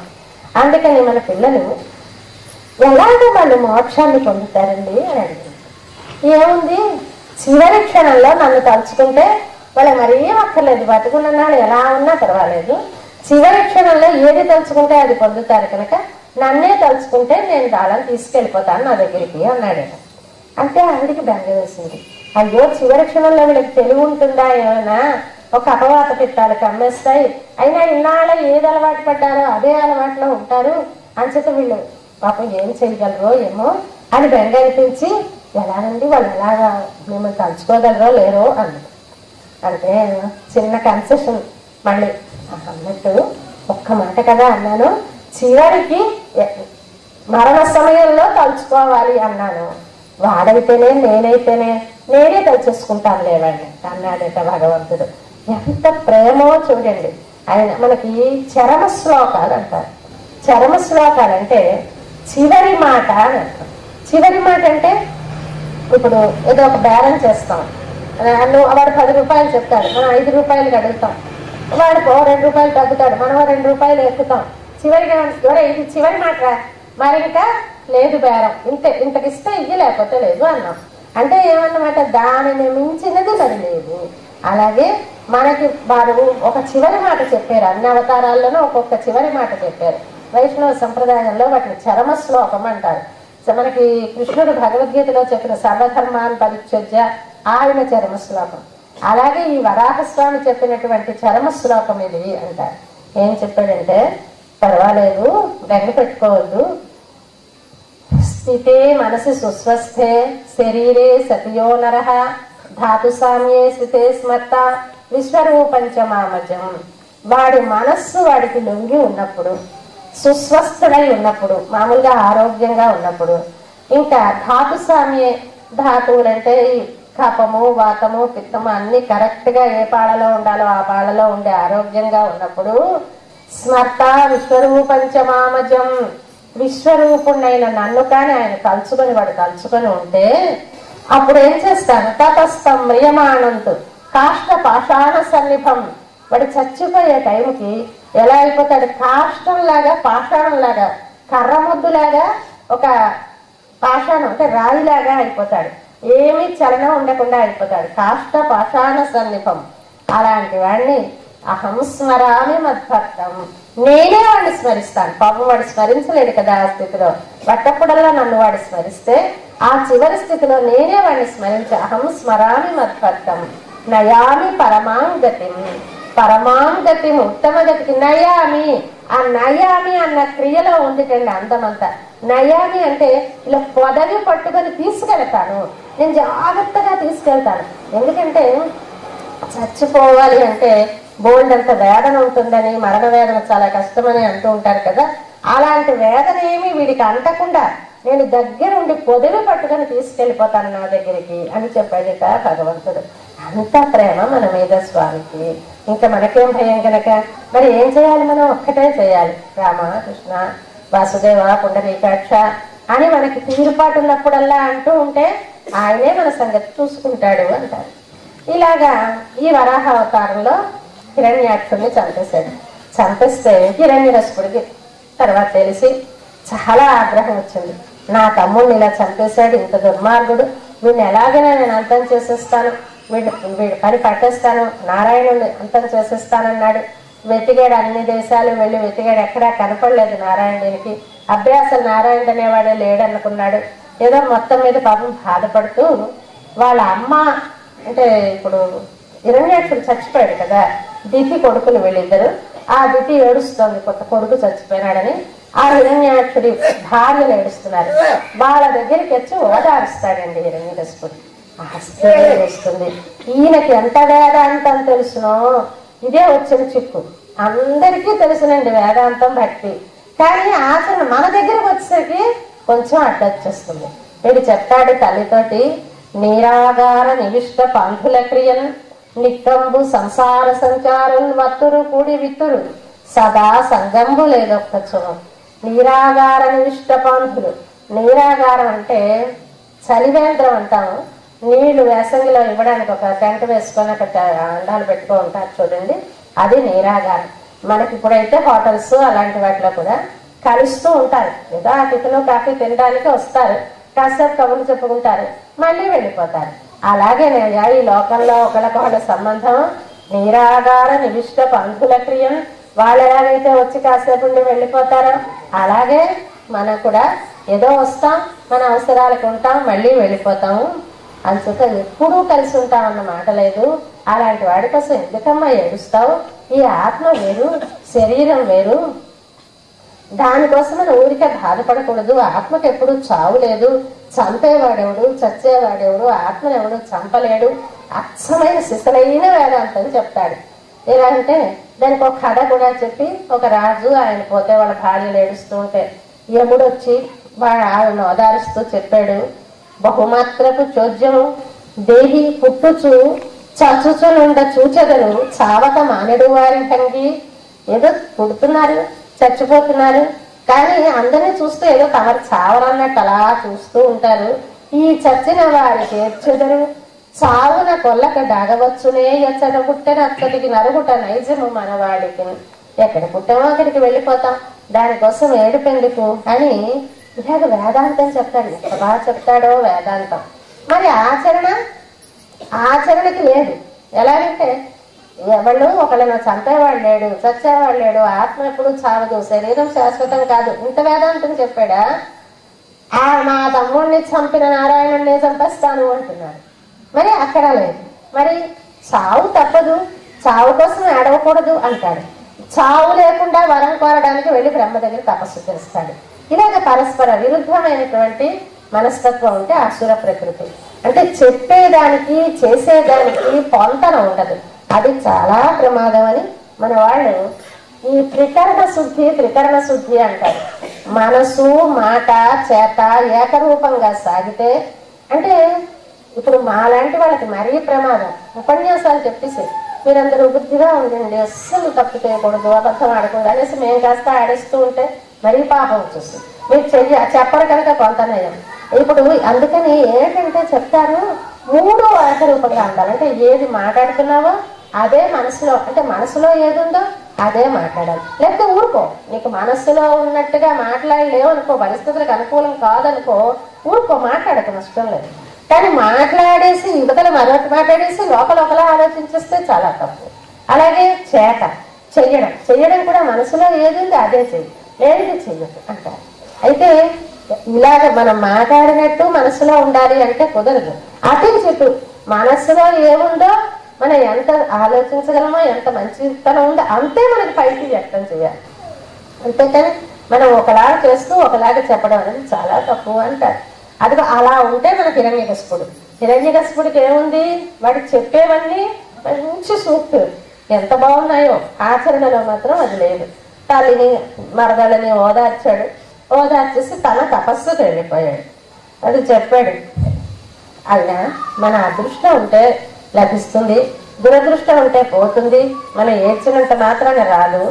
ధనము వీధి పడిన దైవవశంబున ఉండు. వీధిలోనూ పడిపోయింది ఒక మూట, డబ్బు మూట. మన అదృష్టం ఎవరు చూడలేదు, మళ్ళీ అది మనకే వచ్చేసింది. పోవు మూలనున్నదైనా మన ఇంట్లో మూల పెట్టుకున్నదే ఎలా పోయిందో తెలియకుండా పోవచ్చు. అడవి రక్షలేని అబలుండు వర్తిల్లు. అడవిలో రక్షణ లేనటువంటి వాడు బతికిస్తాడు. రక్షితుండు మందిరంగున చచ్చు, ఇంట్లో ఉండే చచ్చిపోతాడు. మనకి వరాహమిహిరుడని ఒక జ్యోతిష్కుడి గురించి చెప్తారు. విక్రమార్కుని ఆస్థానంలో ఉండేవాడు అని. ఆ వరాహమిహిరుడు కాలంలో ఆ రాజుగారికి అబ్బాయి పుడితే ఆ అబ్బాయి జాతకం చూసి వీడు 3 ఏళ్లలో చచ్చిపోతాడు, ఒక పంది వల్ల చచ్చిపోతాడు అని చెప్పాడు. చెప్తే రాజుగారికి చాలా కోపం వచ్చింది. నా కొడుకుని గురించి ఇలా చెప్తావా అని ఆయన జైల్లో పెట్టించేసి, ఆ పిల్లడు పంది వల్ల చచ్చిపోతాట. రాజకుమారుడికి పంది ఎలా వస్తుంది, వాడు ఎక్కడికి వెళ్తాడు, 3 ఏళ్ల పిల్లడు, అంతా అబద్ధం చెప్పినది అని ఆ ఒక ఇంట్లోనే ఉంచి అంతా రక్షకులను పెట్టి చాలా జాగ్రత్తగా పెంచుతున్నాడు. పెంచితే ఆ 3 ఏళ్ళు అవగానే వాళ్ళ ఇంట్లోనూ ఒక పంది బొమ్మ ఉందిట. ఆ బొమ్మ మీదన పెట్టింది పడిపోయి ఆ కొమ్ములు గుచ్చుకొని చచ్చిపోతాడు. అది మన ఇష్టం కాదు, అది దైవ నిర్ణయం కనుక ఇది మనం ఏమీ చెయ్యలేము అని వేదాంతం చెప్పాడు. వీళ్ళని తెప్పరిల్లేలా చేశాడు. తన కాస్త అడవికి వెళ్ళిపోయాడు తపస్సు చేసుకుంది. ఎందుకోసం? చావు లేకుండా ఉండడం కోసం. వీళ్ళనేమో చావు తప్పదు ఎవరికైనా అని చెప్పాడు. తనేమో చావు లేకుండా అడవిలోకి వెళ్ళిపోయి తపస్సు చేసుకున్నాడు బ్రహ్మదేవుడి గురించి. వీడు అడవిలోకి వెళ్ళిపోయాడంటే దేవతలు ప్రశాంతంగా ఉన్నారు. అబ్బా రక్షించాడు ఆయన, ఆ తపస్సు ఏదో తేలి వరకు మన మీదకి రాడని వాళ్ళు కొంచెం ప్రశాంతంగా ఉన్నారు. కానీ అక్కడ తపస్సు ఏది చేసినా అటే, కోపం వచ్చినా అటే, తపస్సు చేసినా అటే. ఆ అతి ఏమైపోయింది, తపస్సు విపరీతమైన తపస్సు. తపస్సు అంటే ఈ బాహ్య విషయాలు శరీరం మీద పని చేయకుండా, మనసు మీద పని చేయకుండా, మనస్సు ఏకాగ్రంగా ఏ దైవాన్ని అయితే ఆరాధిస్తున్నాడో వాడి మీద పడడం. బ్రహ్మ గురించి తపస్సు చేస్తున్నాడు. బయట చెదలు పట్టేసి, చీమలు కొరికేసి, మొక్కలు పుట్టి మట్టి పట్టేసి, మట్టిలోంచి మొక్కలు పుట్టేసి ఏ రకంగా పెద్ద ప్రళయం అయిపోతుంది. బుర్రలోంచి పెద్ద మంటలు వచ్చేసాయి. అందరూ చూసి భయపడిపోతున్నారు. అప్పుడు దేవతలందరూ మళ్ళీ బ్రహ్మదేవుడు బాలు పరిగెత్తారు. దేవతలు, బాబు వాడికి వరాలు ఇచ్చేవయ్యాలి. అదే విధానం అంటే మరి భరించలేము. ఈ అతని యొక్క తపో తీవ్రతకి ఎవరు భరించలేకుండా ఉన్నారు. అందువల్ల మీరు ఎలా అయినా ఇప్పుడే వాడికి వరాలు ఇస్తే కానీ వల్ల కాదన్నారు. సరే వెళ్ళాడని వెళితే వాడు కోరాడు వరాలు. బ్రహ్మదేవుడు, నేను వరాలు కోరుతాను. ఏమిటే, ఇంట్లో చావకూడదు. మనకి తెలుసు హిరణ్యాక్ష వరాలు అంటారు, కానీ హిరణ్యకశిపుడి వరాలు అవి. ఇంట్లో చావకూడదు, వీధిలో చావకూడదు, పగలు చావకూడదు, రాత్రి చావకూడదు, ప్రాణం ఉన్న వాటితో చావకూడదు, ప్రాణం లేని వాటి, ఇలాగ రకరకాల కోరికలన్నీ కోరాడు. అయితే చూడండి, వాడి తెలివి తక్కువ. ఒక్క కోరిక, నాకు చావు లేకుండా చేసేయి అనిస్తే ఇంక చెప్పలేరు కదా. కానీ భగవంతుడు వాడికి అలా బుద్ధి పుట్టించలేదు. అన్ని ఛాయిస్లన్నీ తనే చెప్పి, ఇలా చావకూడదు, అలా చావకూడదు, ఇలా చావకూడదు, అలా చావకూడదు. తనకు ఎందుకంటే ఆ బాధ. ఇది మనకు వచ్చిన చిక్కు. భగవంతుడి దగ్గరికి వెళ్ళి మనకేం కావాలో లిస్ట్ ఇస్తామంటే పాపడు మర్చిపోతాడేమో అని బెంగ. అయ్యో నా అక్కర్లేదు, నేను నీవాడను అంటే ఆయనే చూసుకుంటాడు అనిపించదు. నాకు ఇవాళ కాలు నొప్పిగా ఉంది, సాయంత్రానికి కొంచెం తగ్గించదా, ఇలా అడుగుతూ ఉంటాం. ఏమిటో మరి మన అజ్ఞానం. అలాగే వాడికి కూడా పాపం తన కోరితే కానీ ఆ బ్రహ్మకి తెలియదో ఏమో అనుకున్నాడు కాబోలు. అవన్నీ లిస్టు చెప్పాడు. అలాగే నైనా అనేసి ఇది ఒక్క మాట చెప్పాడు బ్రహ్మదేవుడు. నాయనా, నీకు ఇన్ని విచిత్రమైన వరాలు ఇస్తున్నాను. దిక్పాలకులను జయించడం, మంచి బలం, శక్తి అన్నీ ఇస్తున్నాను. కానీ ఇవి చెడ్డ పనులకు ఉపయోగించకమ్మా, మంచిగా ఉండి వీటిని సద్వినియోగం చేసుకో అని చెప్పాడు. అలాగే అన్నాడు. ఎంతసేపు వింటాడు, వాడు వినలేడు. కానీ ఒకసారి అలాగే అనేసాడు. బ్రహ్మదేవుడు వెళ్ళిపోయాడు. ఇప్పుడు ఈయన రంగంలోకి వచ్చాడు. వచ్చి ఇంకా అందరి దగ్గరికి వెళ్ళడం, వాళ్ళని దిక్పాలకులందరినీ అంటే ఇంద్రుడు, వరుణుడు, కుబేరుడు వీళ్ళందరినీ నానాబాధ పెట్టేస్తున్నాడు. దేవలోకానికి దేవలోకానికి వెళ్ళేసరికి వాళ్ళందరికీ భయం. అమ్మో హిరణ్యకశిపుడు వస్తున్నాడు బాబోయ్, హడిలిపోతున్నారు. హడిలిపోతుంటే వాళ్ళందరూ వచ్చేసి వీడిని అనునయించుకో ఉండాలి, ఇంకా లేకపోతే చంపేస్తాడు, భయం కదా. అందుకని అందరూ వాడిని గౌరవిద్దామనే వచ్చారు. వస్తే అందరూ వచ్చి మూగిపోయేసరికి కోలాహలము మాని కొలువుడీసురలారా, దేవతలారా, మీరు అలా హడావిడి చేస్తూ గొడవ కింద రాకూడదు. మన పిల్లలు ఒక బ్రేక్ లో వస్తారు, ఒక్కసారి బయటకి రాస్తారు. అలాగే అదేమవుతుందంటే కోలాహలం, హడావిడి అలా హడావిడిగా వస్తే నాకు వద్దు. కోలాహలము మాని కొలువుడీసురలారా, మీరు అలా గొడవ పెట్టకండి, అలా దూరంగా నిల్చో దండం పెట్టండి అంతే అన్నట్టు. పాపం ఈ తాపస్సులు వచ్చారు. ఈ తాపస్సులు వచ్చి అమ్మో మనం ఆశీర్వదించకపోతే చంపే, అది భయమే. ఆశీర్వదించేవాడికి కూడా భయమే వాళ్ళ దగ్గర. అందుకని వచ్చి శుభం భూయా నిలస్పావర్ధిల్లు అని ఏదో అందామని వచ్చారు. వచ్చేసరికి గడ్డాలు, మీసాలు, మునులు ఎలా ఉంటారు, భయంకరంగా ఉంటారు. అలాగా ఉంటే వాళ్ళ వేషధారంలో ఏమీ సౌమ్యత ఉండదు. అలా వాళ్ళ దగ్గరికి వచ్చేసరికి తలకి దీవింపుడి తపస్సులారా, తాపస్సులు దూరంగా వెళ్ళి దీవించండి, అలా నెత్తి మీదకి రాకండి, నాకు విసుగు. వాడికి దీవించాలట, దూరంగా ఉండి దీవించాలి. ఇదేం అన్యాయమో చూడండి.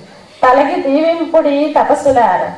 ఇంకెంతట్లో నాగులు వచ్చారు, నాగదేవతలు అంటారు కదా. ఇలా వాళ్ళకి గొప్ప ఏమిటి, పాముకి గొప్ప ఏమిటి, పడగ.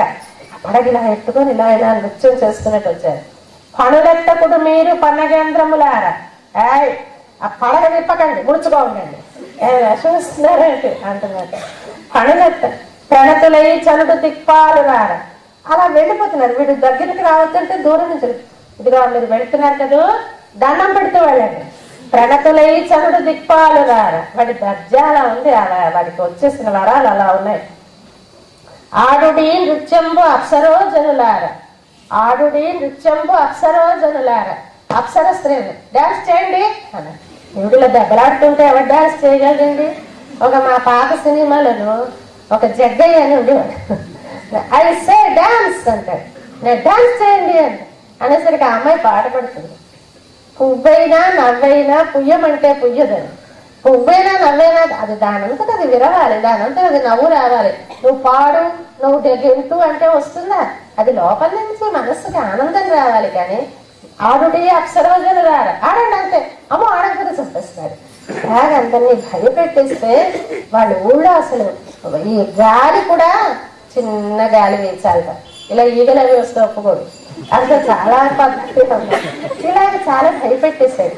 ఇంకా దేవతలందరూ భయపడిపోయి, సరే పాపం వాళ్ళకున్నది ఒకటే శక్తి, మరి ఏమి తెలియదు వాళ్ళకి. ఏమొచ్చినా విష్ణువు దగ్గరికి వెళ్ళిపోతారు, అదొకటే వాళ్ళకు ఉన్నది కనుక అదే వాళ్ళకి రక్ష. వెళ్ళిపోయి ఎలాగయ్యా ఇలా బాధ పెట్టేస్తున్నాడు, ఏ రోజు ఏమైపోతుందో తెలియటం లేదు, చాలా భయంకరంగా ఉంది అని చెప్పారు.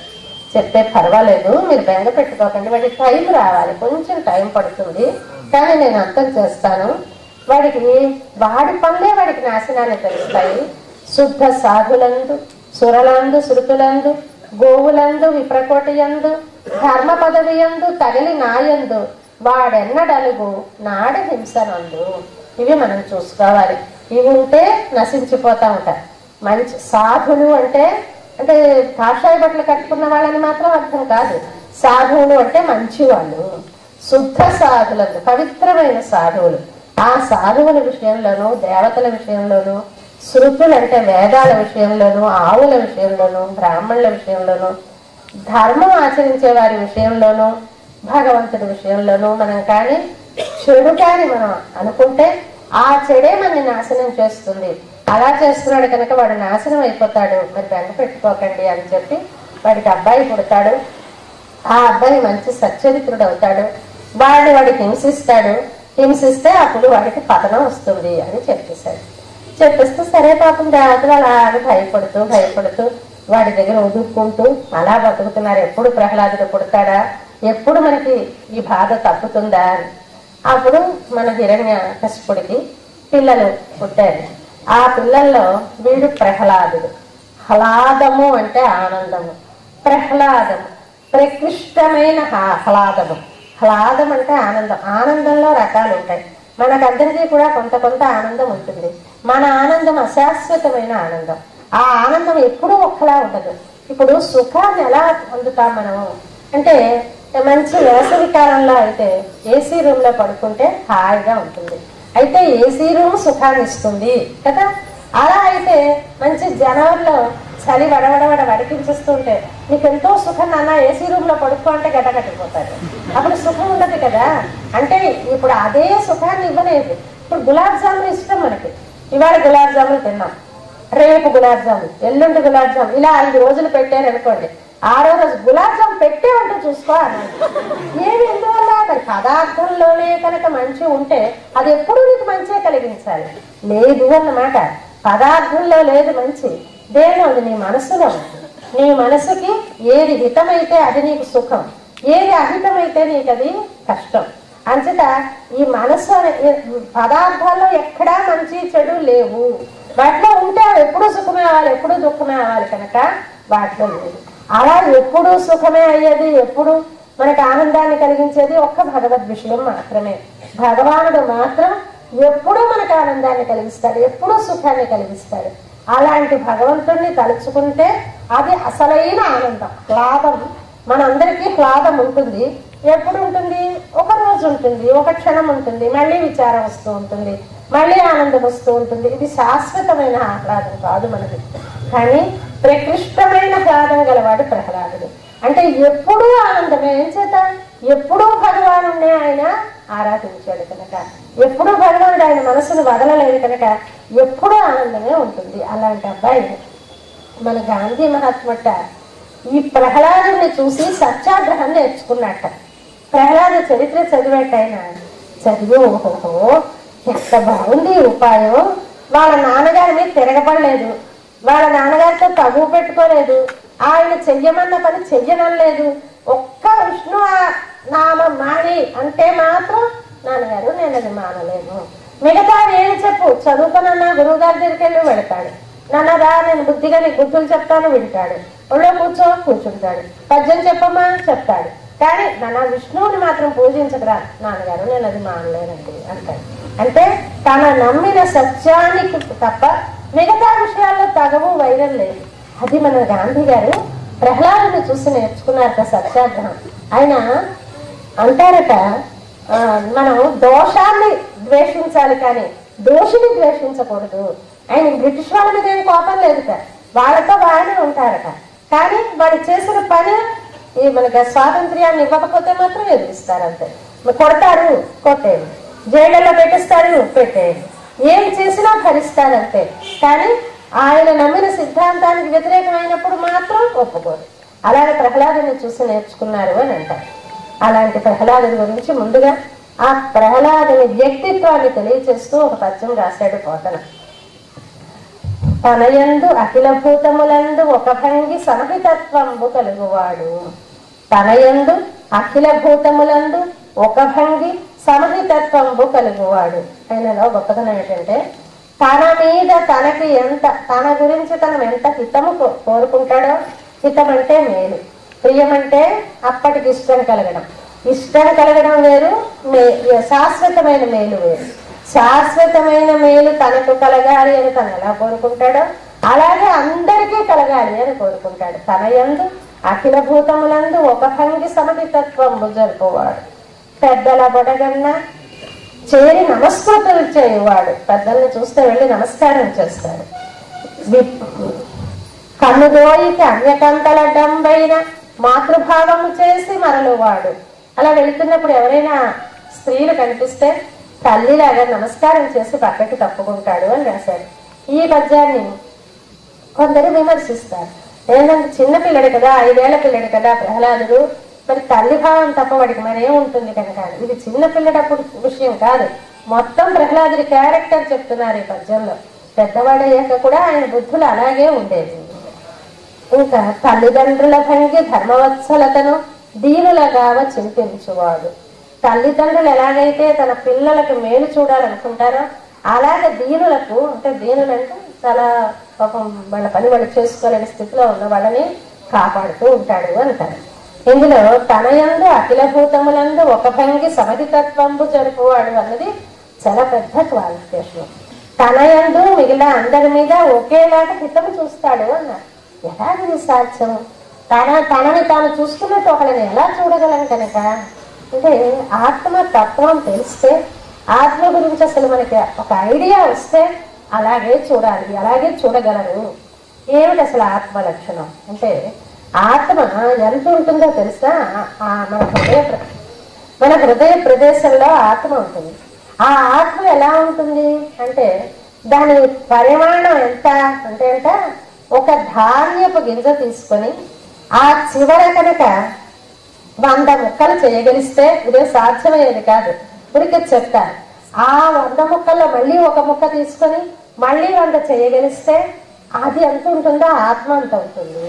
ఇదేంటి విచిత్రం అంటే, ఏదో ఆటం ఏదో అంటుంటారు చూడండి, అతి స్వల్పమైనదే ఎక్కువ పవర్ఫుల్, ఆటం ఏదో విధ్వంసం సృష్టిస్తుంది అంటారే, అలాగా ఈ ఆత్మ ఇంత అణువు, చాలా చిన్నది, ఇదే ఇవి చేయగలరు. ఎందుకు ఇంత చిన్నది అంటే, ఏదైనా నాశనం పొందాలి అంటేనట దానిలో మరొకటి దూరి దాన్ని బాధించగలిగితేనే అది నాశనం పొందుతుంది, లేకపోతే నాశనం పొందదట. కత్తి గుండెల్లోకి దూరి వాడిని చంపుతుంది, ఏదో పిస్టల్ గుండు లోపలికి దూరి చంపుతుంది. ఇలాగ ఏదైనా లోపలికి దూరే వాళ్ళ ఆ ఒక పదార్థం కన్నా ఈ చంపేది లోపలికి వెళ్ళగలిచినదై ఉండాలి అన్నారు. అయితే ఒక కాయ పెట్టి, పెద్ద రాయి పెట్టి టక్కుని కొట్టేస్తే అది బద్దలైపోతుంది కదా, అప్పుడు మనకు దానిలోకి దూరలేదు కదా, పెద్దదే దాన్ని చంపుతోంది కదా అని ప్రశ్న వస్తుందేమో. దానికి సమాధానం చెప్తారు. ఒక పిక్క పెట్టి, ఒక రాయి పెట్టి ఇలా మెల్లిగా ఇలా కొట్టండి, అది బద్దలవుతుందా? అవ్వదు. ఎప్పుడు బద్దలవుతుంది? స్పీడ్గా మనం రాయి తీసి కొడితేనే బద్దలవుతుంది. అంటే ఏమన్నమాట, నువ్వు ఆ స్పీడ్గా తీసుకెళ్ళినప్పుడు కొంత గాలి దానిలోకి ప్రవేశం, సైన్స్ కూడా చెప్తారు ఆత్మ గురించి. ఆ వెళ్ళి ఆ గాలి లోపలికి వెళ్ళి ఆ గాలి లోపల నుంచి దాన్ని భిన్నం చేస్తుంది, అంతే తప్ప లోపలికి వెళ్లకుండా ఏది అంతం చెయ్యలేదు. అందువల్ల అణువు కనుక, అనుస్వరూపుడు కనుక జీవుడు అన్నిటికన్నా చిన్నవాడు కనుక ఆయనలో ఏదీ ప్రవేశించలేదు. తైలం చిందంతి శస్త్రాన్ని అని భగవద్గీతలో చెప్పినట్టుగా ఏది ఆత్మని ధ్వంసం చేయలేదు. అటువంటిది ఆత్మతత్వం. అయితే ఆత్మకి 2 లక్షణాలు. ఒకటి జ్ఞాన ఆనందములు. జ్ఞానం అంటే తెలివి, ఆనందం అంటే సుఖం. ఎప్పుడు మన ఆత్మే కనుక అయితే ఎప్పుడు సుఖంగానే ఉంటుంది. శరీర సంబంధం వల్ల దుఃఖాలు వస్తున్నాయి. ఆత్మకు తెలివి ఉంటుంది, సుఖము ఉంటుంది, జ్ఞానానంద లక్షణము. అంతేకాక పరమాత్మకే చెందినది. ఈ విషయం తెలిస్తే ఇప్పుడు అన్ని ఆత్మలు ఒకటే, అంటే ఒకే ఆత్మ కాదు, అందరిలో ఆత్మలు ఒకే రూపంగా ఉంటాయి. ఒకే రూపంగా ఉన్న అన్ని ఆత్మలు కూడా ఆ ఆత్మ లోపల పరమాత్మ ఉంటాడు. పరమాత్మ ఎంతవాడు? అణోరణీయాన్ మహతో మహీయాన్. అణువులో అణువు కన్నా చిన్నవాడే దూరిపోతాడు. మహతో మహీయాన్, పెద్దన్నిట్లను పెద్దగాను ఉంటాడు. ఆయన ఎంతైనా ఉండగలడు. అంతర్బహిష్ట తత్సర్వం వ్యాప్య నారాయణ స్థిత. అంతహా బహిహి, లోపల బయట కూడా వ్యాపించి ఉంటాడు స్వామి. కనుక ఆ ఆత్మలో తాను దూరి ఉంటాడు. ఇప్పుడు ఏమైంది? ప్రతి ఆత్మలోనూ నారాయణుడు ఉన్నాడు. ఇది తెలిసినప్పుడు ఏమైంది? నిన్ను నువ్వు చూసుకుంటే ఎంత ప్రేమో, అందరినీ చూస్తే అంత ప్రేమే కలుగుతుంది. ఆ స్థితికి వెళ్ళాడు ప్రహ్లాదుడు.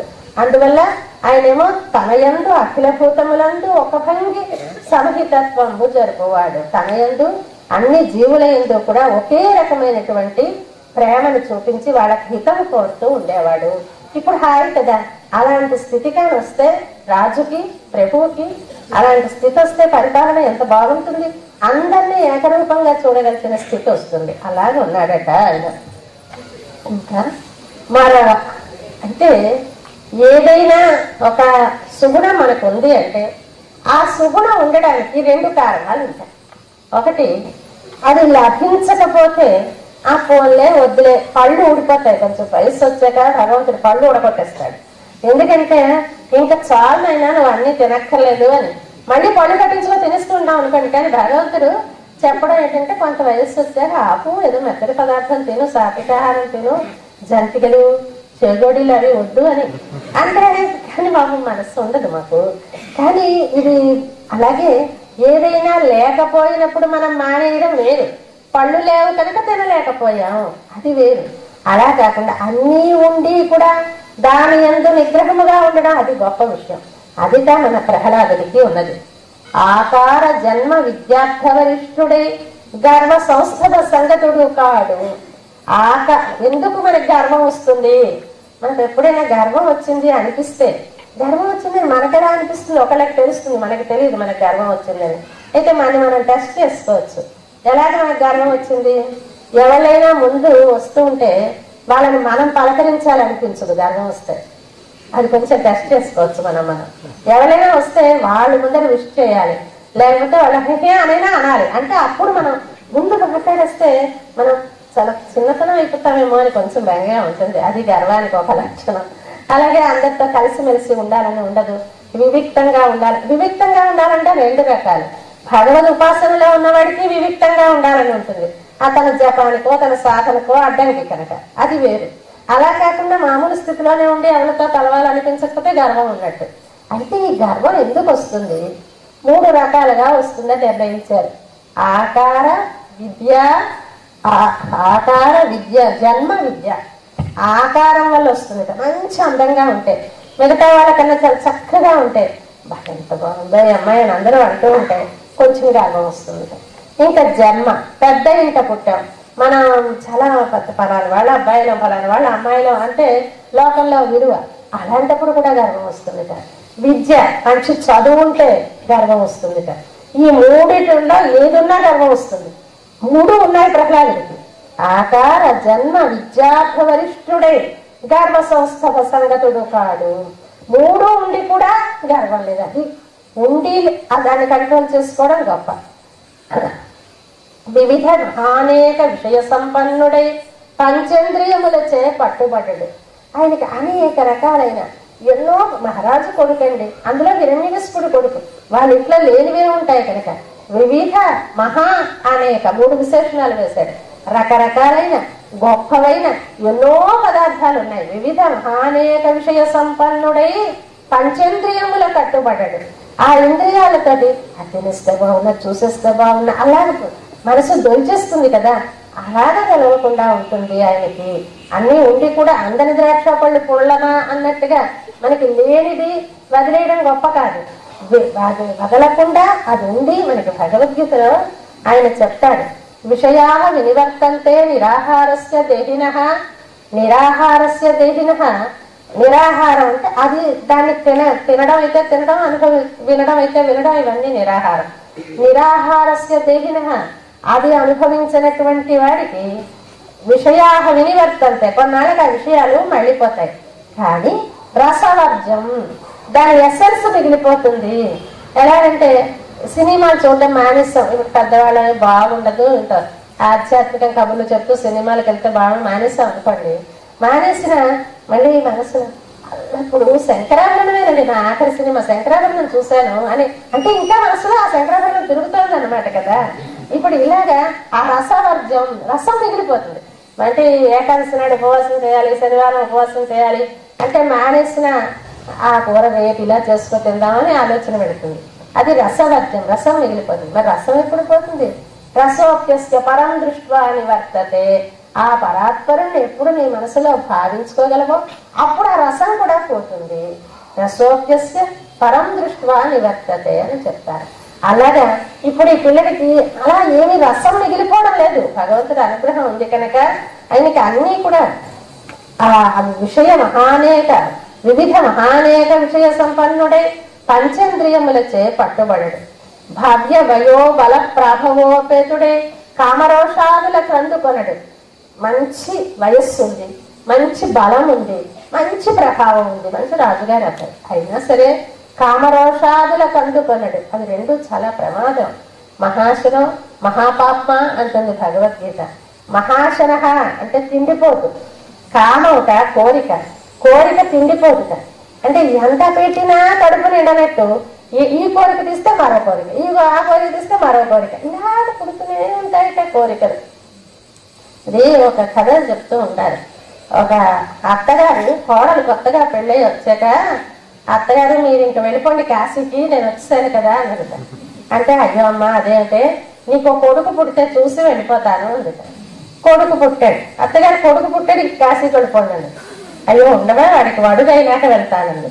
పాపం వడుగైంది, వడుగానే ఆ పిల్ల గుర్తుపట్టుకుంటాను కదా, సరే వడుగైంది వెళ్ళిపోండి, పెళ్ళి అయ్యాక వెళ్తాను అండి.